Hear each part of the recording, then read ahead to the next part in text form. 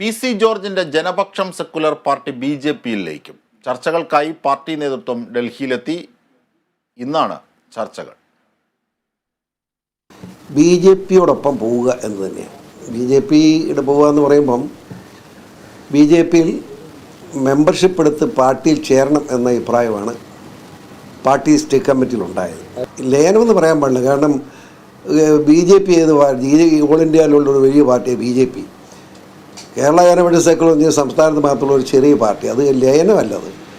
ഇന്ത്യയെ സംബന്ധിച്ചിടത്തോളം ഇന്ന് ഏറ്റവും നല്ല പ്രവർത്തനം കാഴ്ചവെച്ച ഒരു പ്രധാനമന്ത്രി ഉണ്ടായിരിക്കുക, ഇന്ന് വരെ ഉണ്ടാകാത്ത. കാരണം ജവഹർലാൽ നെഹ്റുവിൻ്റെ ചരിത്രം മുതലെടുത്ത് പരിശോധിക്കുമ്പോൾ ഇത്രയും പ്രഗത്ഭനായ ഒരു പ്രധാനമന്ത്രി ഇന്ത്യ ഉണ്ടായിരുന്നത് നരേന്ദ്രമോദി.